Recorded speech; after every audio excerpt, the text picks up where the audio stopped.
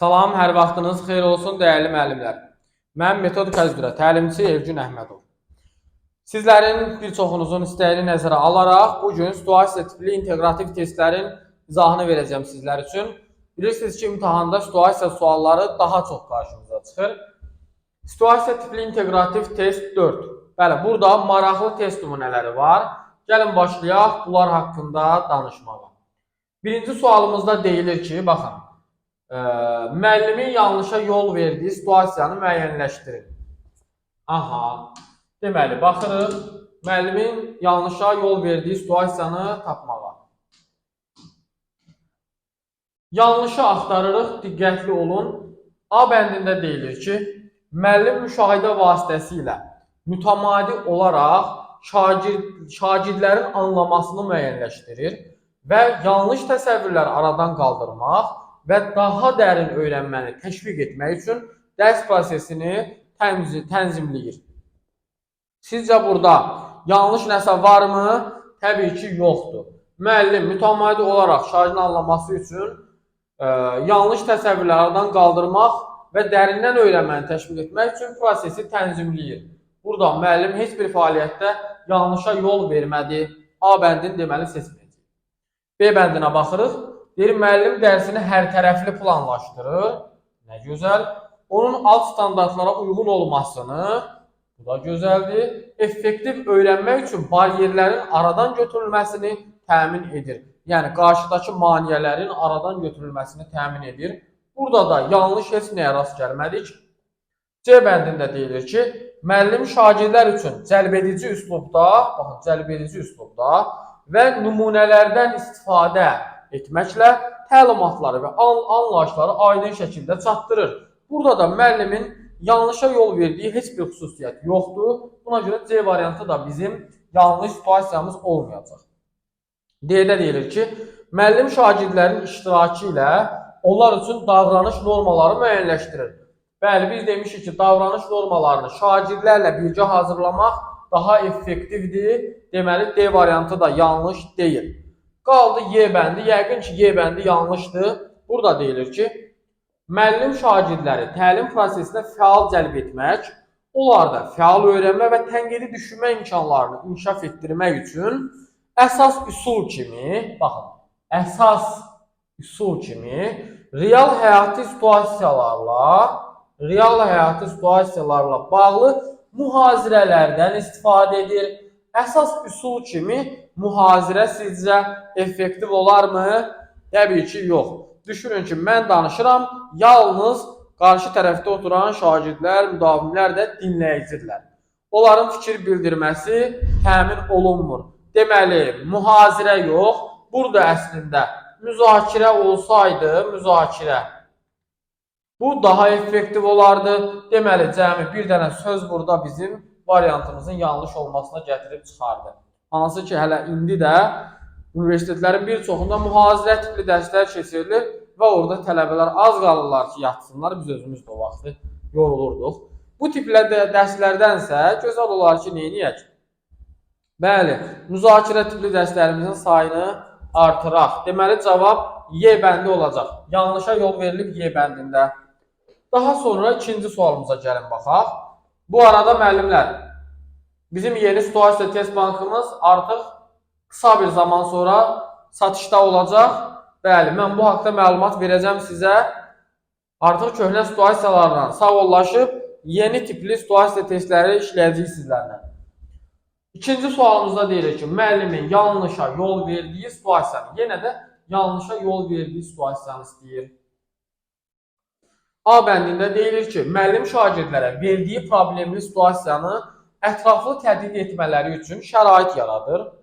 Problemin həll yollarını müəyyənləşdirmək üçün onlara istiqamət verir. Onlar üçün şərait yaratdı və onlara istiqamət verdi. Yanlış nəsə etdimi müəllim? Etmədi. A bizim cavabımız olmayacaq.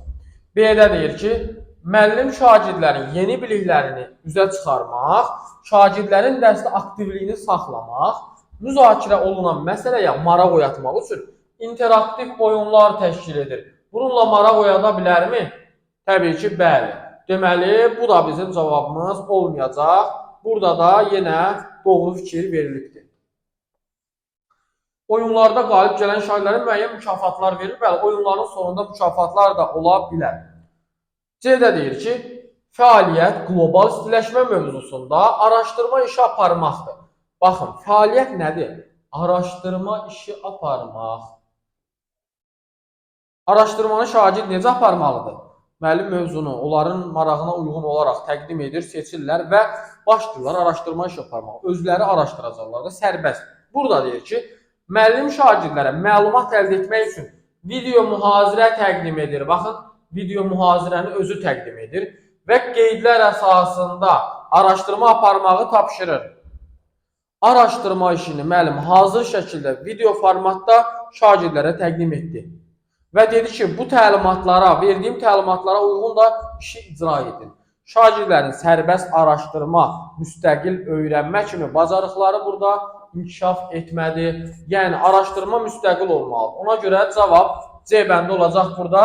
Müəllim burada yanlışa yol verdi ki, araşdırma işində özü hazır video təqdimat verdi onlara. Özü hazır qeydlər əsasında araşdırma aparmağı tapşırdı. Bu qədər cavab C bəndi. Digərləri də doğrudur.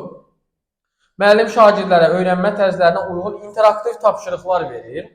Onların təfəkkürünü inkişaf etdirir. Doğru yanaşmadır. Müəllim öyrənməyi bir proses kimi vurğulayır. Diqqəti qiymətlərdən və yekun nəticələrdən öyrənmə prosesinə keçirir. Nə gözəl. Qiymət xatirinə oxumağı onlardan uzaqlaşdırır. Öyrənmə prosesinə keçir. Səy göstərməyin, kömək istəməyin öyrənmə prosesində vacibliyini vurğulayır.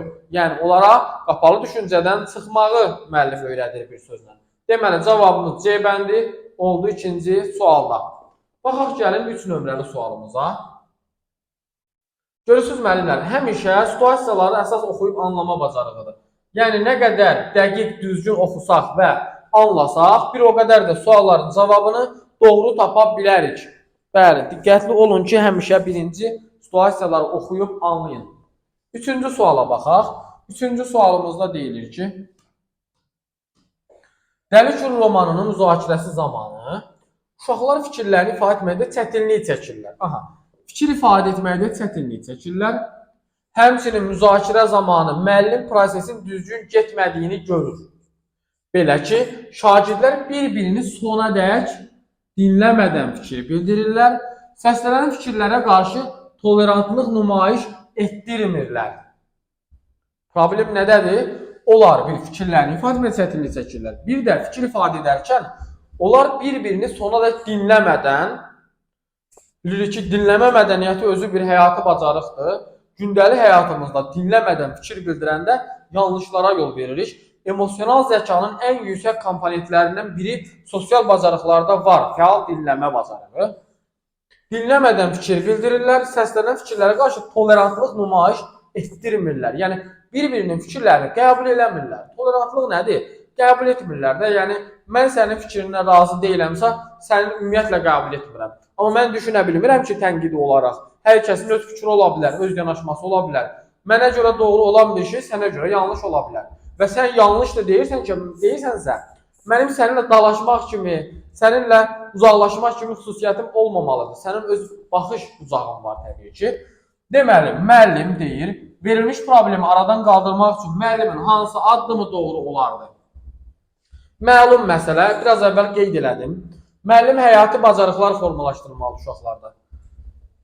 A-da deyir ki, müəllim fasilitatorluq edərək şagirdləri müzakirə həvəsləndirməli idi. Şagirdlərin həvəsi ilə bağlı heç bir problem yoxdur. Yəni, onlar həvəssizdirmi? Yox. Hamısı iştirak eləyir. Sadəcə fikir bildirməkdə çətinlik çəkir. Niyə? Çünki bir-birini sona qədər dinləmirlər. Çünki tolerantlıq nümayiş etdirmirlər. Problem budur. Müəllimin fasilitatorluğunda deyil problem. Həm də müəllim deyir, onları izləyir. İzləyəndə görür ki, belə problemlər var. Müəllim şagirdlərə həyati bacarıqlarla bağlı rubriklər təmin etməli idi. Doğru cavabımız budur. Həyati bacarıqları bayaq vurğuladım. Rubrik nədir desəz, bilməyənlər üçün deyim ki, rubrik qiymətləndirmə meyarı olan bir cədvəldir. Müəllim bunu əvvəlcədən şagirdlərə verməklə nə etmiş olur? Onlar da fəaliyyətin necə gedəcəyini dəqiq təsvir etmiş olur. Yəni ki, müəllim deyir ki, uşaqlar, baxın, sizdə bu deyək, qrup işi zamanı əməkdaşlığı, ünsiyyəti, tolerantlığı, bir-birinizi dinləməni və s. sonunda qiymətləndirəcəm. Və nəticədə uşaq da bilir ki, müəllim onu sonda nəyə əsasən qiymətləndirəcək. Rubrikin üstün cəhəti budur. Uşağın fəaliyyətini düzgün istiqamətləndirir. O bilir ki, müəllim onu nəyə əsasən qiymətləndirəcək. Deməli, cavabımız B bəndi oldu. C-də deyir ki, müəllim müzakirəni təşkil etməmişdən əvvəl şagird maraqlarını müəyyən etməli idi.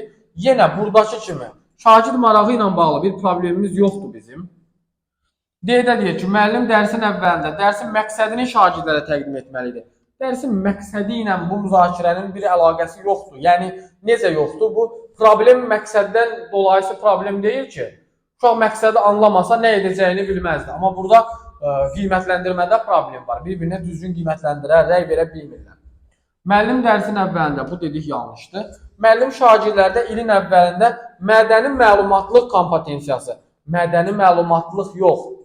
Sizcə, hansı kompetensiya burada pozulubdur? Bu sualı sizdən istəyəcəm. Həmişə videolarda istəyirəm sizdən suallar, cavablar daha doğrusu. Bunu da burada sizdən istəyirəm ki, müəllimlər, baxın, burada uşaqların bir-birini dinləməməsi, tolerantlıq göstərməməsi, bunlar hansı kompetensiyanın zəif olması deməkdir. Mədəni məlumatlıq deyil. Çünki başqa xalqlara qarşı hörmətlə, dinlərə qarşı hörmətlə yanaşmaqla bağlı heç nə yoxdur. Bu və ya digər məsələ yoxdur. Yaxşı, bəs hansı kompetensiyadan gedir söhbət? Buyurun, rəy bölməsində yazarsınız mütləq. Digər suallarınızı da cavablandıracağım. Yəni, verdiyiniz cavabları, digər videoların cavablarını mütləq verəcəm sizə. İnşallah həftənin bazar günü hamınıza cavablarını təqdim edəcəm. Cavab B oldu burada. Baxaq gəlin 4 nömrəli sualımıza. Bu asan bir sualdır. Mahiyyətin dərk edəndən sonra cavabını seçmək də çox rahatdır. Deyir, şagirdlərdən biri bütün dərslərə səylə çalışır. Tapşırıqları məsuliyyətlə yerinə yetirir. Lazımi qaydalar öyrənir. Ona görə də akademik nailiyyətləri yüksək olur. Ancaq bu uğuru məktəbdənkənar fəaliyyətlərdə əldə edəcəyinə inanmadığı üçün onlarda iştirak etmir. Əsas gücünü fənlərin öyrənilməsinə sərf edir. Yəni, şagird düşünür ki, mənim akademik nailiyyətlərim yüksəkdir, amma bu nailiyyətlərim mənim gündəlik həyatımda, məktəbdənkənar fəaliyyətimdə mənə kömək ola bilməz. Bu, sosial bacarıqlarda zəifəm, ona görə də oturum elə dərsimi oxuyum ən yaxşısı. Amma bu cür yanaşma doğru deyil. Şagirdə başa salmaq lazımdır ki, akademik nəticən yüksəkdir, amma sosial bacarıqların zəif olsa, uğur qazanmaya bilərsən. Sənə lazımdır ünsiyyət, əməkdaşlıq, problem həll etmə, qərar qəbul etmə və s. kimi sosial bacarıqlar, özünü idarə etmə, özünü dərk, empatiya, münasibətləri idarə etmə, liderlik, inandırıcılıq və s. kimi vacib keyfiyyətlər lazımdır. Bunlar olmadığı təqdirdə, təbii ki, şagird gələcəkdə öz həyatında, işində yaxşı uğurlar qazana bilməyəcək. Bu səbəbdən müəllim nə edir? Elə A bəndi bizim doğru cavabımızdır. Bir şagirddə uğursuzluğun yüksək nailiyyətin qazanılmasında bir vasitə olduğu düşüncəsini aşılamaq lazımdır. Bəli, şagirdə biz aşılayırıq ki, bax, uğursuzluq yaşaya bilərsən gedib, olsun ki, sənin sosial bacarığın zəifdir, akademik nailiyyətin güclüdür. Gedib həyatda bir uğursuzluğa düçar ola bilərsən, amma bu həyatın sonu deyil ki, yəni bu gün səhv edəcəksən, sabah öyrənəcəksən, bu gün uğursuzluq yaşayacaqsan, sabah uğurlu olacaqsan, sən bugünkü yıxılmaqlarının, belə deyək də, o gücünü gələcəkdə özündə görəcəksən. Buna görə də şagirddə düzgün şəkildə ilə verilən rəy A bəndi olacaq. Doğru cavabımız A bəndidir. Daha digərlərinə baxmıram. İstəsəz baxa bilərik, istəsəz baxın. Sonra deyəcəyiz, müəllim, baxmadınız. Deyir, şagirdin akademik nəticələri yüksək olduğundan, onun məktəbdən kənar fəaliyyətində cəlb olunmasına ehtiyac yoxdur. Akademik yüksəkdir deyə cəlb olunmasın mı məktəbdən kənar fəaliyyətə? Yanlış bir fikirdir təbii ki, cəlb olunmalıdır. Ehtiyac yoxdur, səhvdir. Şagirddə milli kimliyin dərki dəyərini formalaşdırmaq üçün onun məktəbdən kənar fəaliyyətlərə cəlb olunması önəmlidir. Milli kimliyin dərki ilə bağlı bir problem var idi mi burada? Uşaq yazıq himnimizlə, gerbimizlə, dövlətimizlə, Azərbaycançılıqla bağlı bir problem yaşamır ki, xeyr, onun problemi özündədir, uğursuzluqdan qorxur. Deməli, bu da yanlışdır. Şagirdin əsas məqsədi ali məktəbə qəbul olunmaq olduğundan, məktəbdən kənar fəaliyyətləri müəyyən müddətə təxirə də sala bilər. Baxın, əsas məqsəd ali məktəbə mi qəbul olmaqdır? Yəni sən getdin, testi yazdın, maşallah, amma sabah getdin insanlarla danışa bilmirsən. Onlarla ünsiyyət qura, əməkdaşlıq edə bilmirsən. Empatiya qura bilmirsən. Qrupdan səni xaric eləyirlər, bullyingə məruz qalırsan. Yəni, gələcək həyatın üçün sənin lazımdır təbii ki. Ali məktəbə qəbul olub ancaq elə kitab oxumaqla hər şeyi həyata keçirə bilməyəcəksən ki. Sənə lazımdır sosial bacarıqlar. Ona görə də bu da yanlışdır. Şagirdin akademik nailiyyətlərinin yüksək olması onun şəxsiyyət kimi hər tərəfli inkişafını təmin etdiyindən məktəbdən kənar fəaliyyətlərdə iştirakı vacib deyil. Baxın, günümüzün bəlası. Günümüzün bəlası ki, təəssüflər olsun ki, valideynlərin bir çoxu həmişə belə düşünür. Onlar elə bilib ki, uşaq oxuyanda, bilikli olanda gələcəkdə yaxşı bir şəxsiyyətə çevriləcək. Bilikli olmaq, hələ onun insan olması demək deyil. O qədər yəni bilikli olub, əlində diplomu olub, amma insan olmayanlar var ki. Düzdür?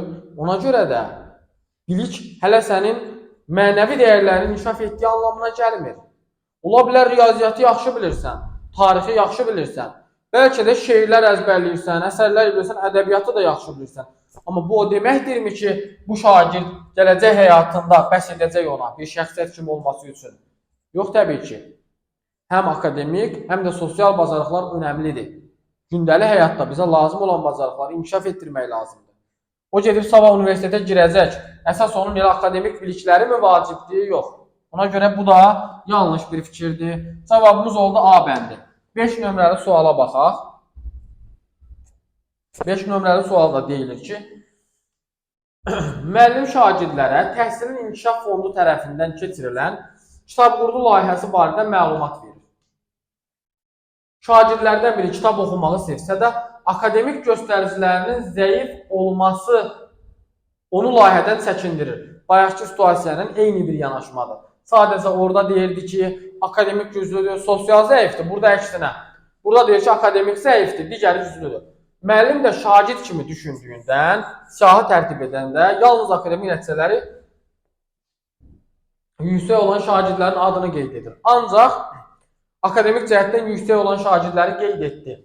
Deyir, müəllimin bu addımı hansı pedaqoji yanaşmaya ziddir? Hansı pedaqoji yanaşmaya ziddir deyəndə nə seçirdik?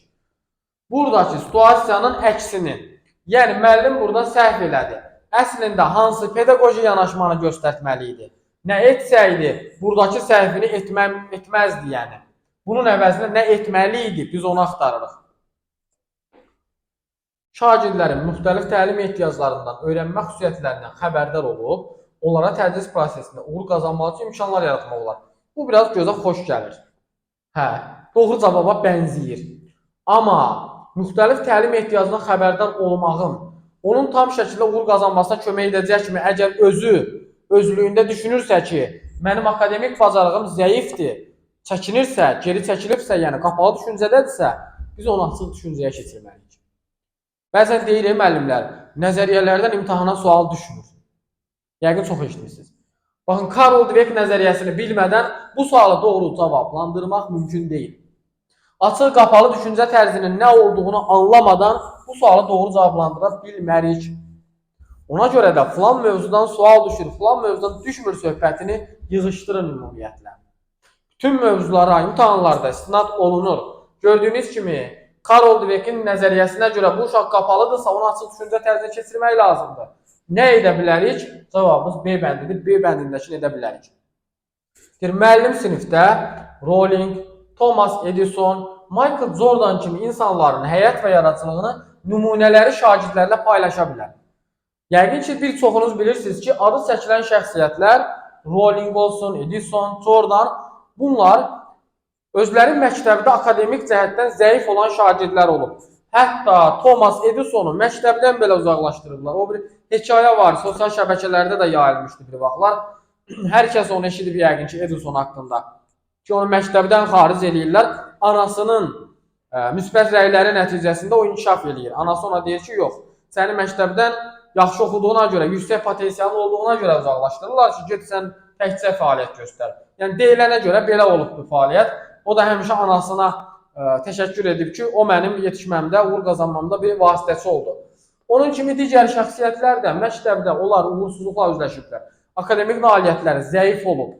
Amma gələcəkdə uğur qazanan insanlardan biri olublar. Thomas Edison özü lampanı kəşf edən bir şəxsiyyətlərdən biridir bildiyim qədərilə. Buna görə də bu şəxsiyyətləri nümunə çəksəydi əgər müəllim, onların həyat fəaliyyətindən danışsaydı, şagirdi də açıq düşüncə tərzinə keçirə bilərdik. Belə dəyərli müəllimlər, bu sualımızın da cavabı B bəndi olacaq. Gördüyünüz kimi, bu tipdə suallar maraqlıdır, əslində çətin deyil. Mən bunları geniş izah eləyirəm deyə bu qədər vaxt aparır. Yoxsa ki, belə özünüz oxusaz anlasaz, cavabını tapmaq da sizin üçün o qədər çətin olmayacaq. Bu tip situasiyaları işləmək üçün, yəni bu kitabdakından əlavə situasiyaları işləmək üçün bizim dərslərimizə qoşula bilərsiniz. Yeni qruplarımız, yeni kitabımız, testlərimiz mövcuddur. Əlaqə nömrəsi 050 697 78 33. Bəli, yeni qruplarımıza qeydiyyat davam edir. Qoşulmaq üçün bu nömrə ilə əlaqə saxlaya bilərsiniz. Sağ olun müəllimlər, hər birinizə uğurlar arzu edirəm. Növbəti video izahlarda görüşənədək.